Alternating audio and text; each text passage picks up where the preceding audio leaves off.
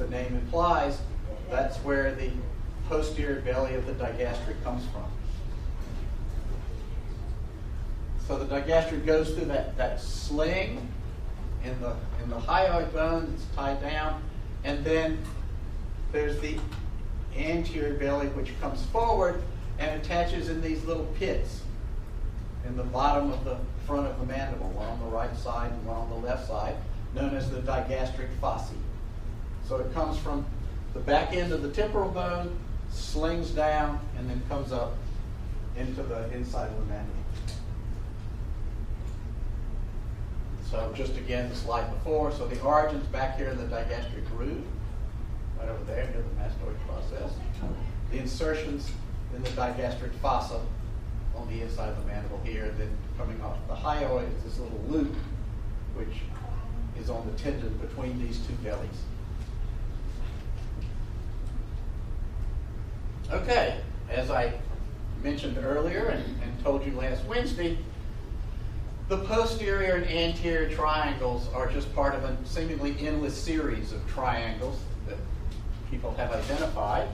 So here was our posterior triangle, right, bounded by sternocleidomastoid, trapezius, and clavicle, and it can be divided into this one up here, which is the occipital triangle, and this little area below the inferior belly of the omohyoid, which is called the supraclavicular or subclavian.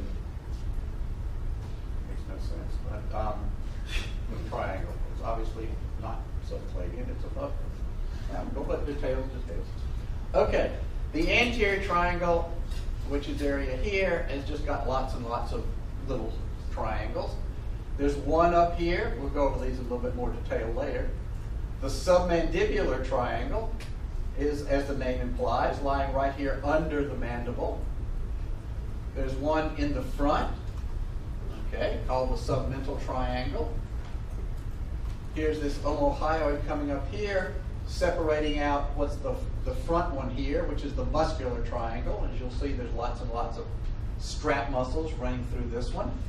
And then over here on the side, okay, between the sternocleidomastoid, posterior belly of digastric, and the superior belly of omohyoid is something called the carotid triangle. So these are the ones you're going to be dissecting out today and seeing all the structures that are identifying them, and then seeing all the structures that pass through them.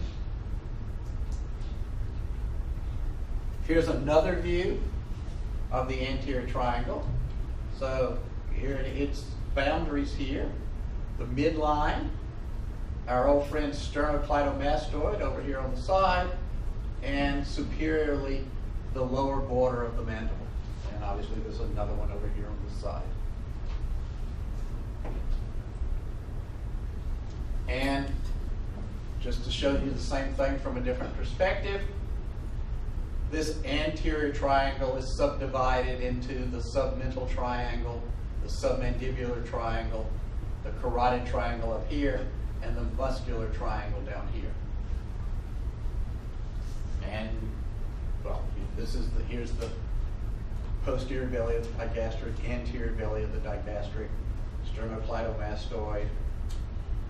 Okay, and you can see these are all divided there, and they're largely described to some extent what's in them. So the muscular triangle's full of all these strap muscles. The carotid triangles, here you're going to find the carotid artery and the internal jugular vein. We'll go over this in a minute. The submandibulars, all sorts of structures that are lying under the mandible. And the submental is the little triangle near the center of the mandible. Okay. Submandibular triangle, this one up here. Okay. The boundaries are the lower border of the mandible, the anterior belly of the digastric up here, and the posterior belly of the digastric up here. So it looks sort of funny from this oblique angle, but it's the triangle that's under the lower part of the mandible. And we've gone over these structures.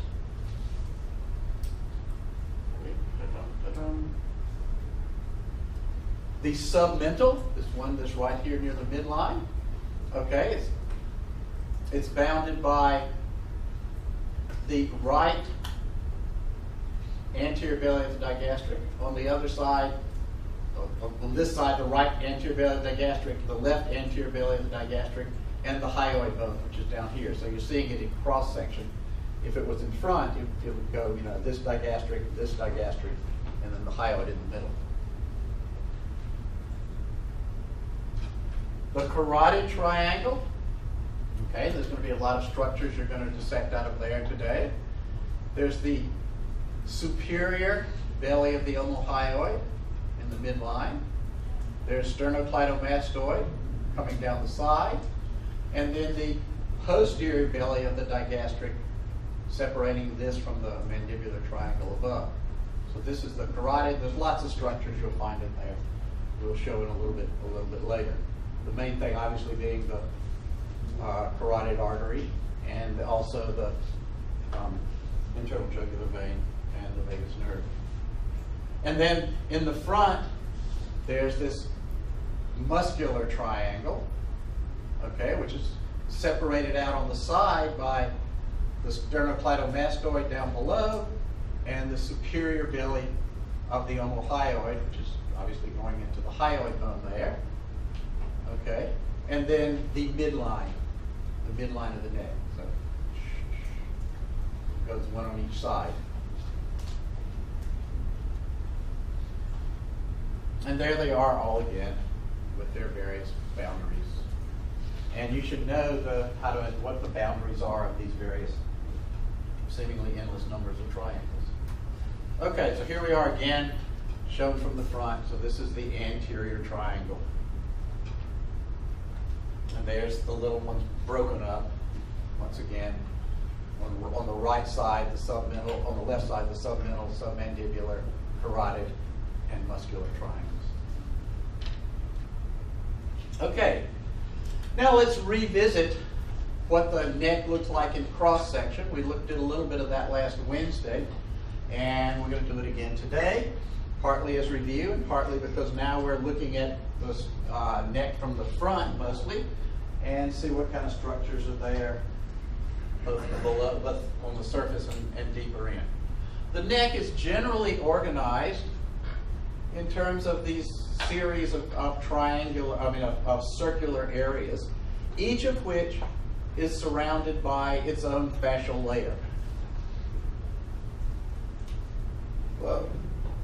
Okay, so here's a schematic of the neck, and on the outside there's the skin and superficial fascia.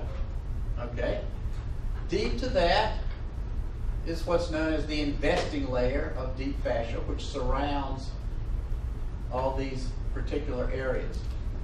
So there's a sort of a region up front which contains the viscera of the neck. We'll see what kind of things that. So that's things like the trachea, the esophagus, visceral structures up front.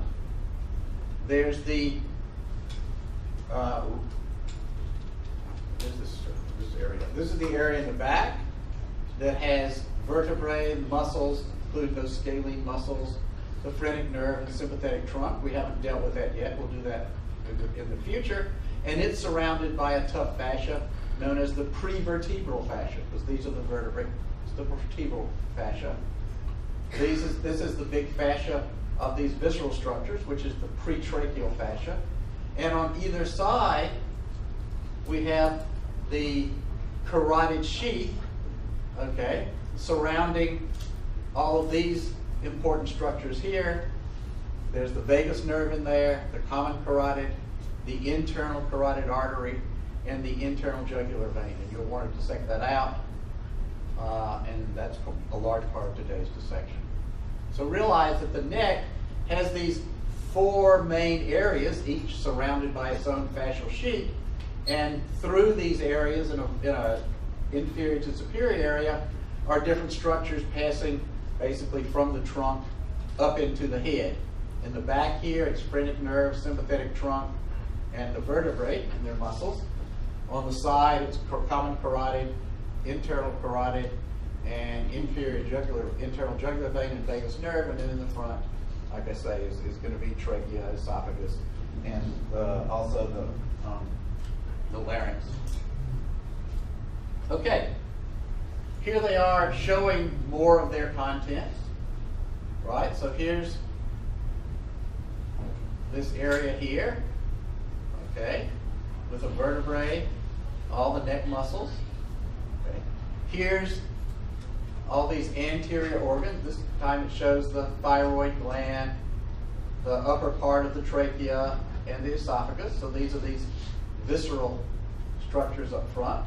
And on the side, okay, there's your internal jugular vein, your common carotid artery, and your vagus nerve. So these, each of these areas is surrounded by its own fascia. And then further out to the side, we have platysma out here, sternocleidomastoid up here, and some of these various strap muscles that we're going to talk about and dissect today. Here's this carotid sheath again, with the internal jugular vein, common carotid artery, and vagus nerve. And obviously, as you move from inferior to superior, some of these split up. The common carotid will split up as you move higher into internal and external carotids. And again, here's the thyroid gland. Okay, here it is shown from the side, this carotid sheath. So it's enveloping all these structures that I talked about were in there. Okay, so, and then there's this other little thing here. You see this nervy thing looping down. That's something known as the ansa cervicalis. We talked about that on Wednesday. It's a part of the cervical plexus that sends nerves that supply most of these strap muscles that you'll be dissecting today. So when you work on the carotid sheath, be careful, because there's this loop of nerves lying right superficially in this area that you want to preserve. Another of the same thing. Okay, so here's platysma on the outside. Here's sternocleidomastoid. Here are all these infrahyoid strap muscles that we'll talk about a little later. Again, carotid sheath, okay, and all these vertebral vertebrae and muscles associated with them. Way in the back, trapezius. Way in the front, sternocleidomastoid. From a review a little bit, so that what we dissected Wednesday and Friday was this posterior triangle. And when we look at these triangles, we often speak of the area on the outside as the roof.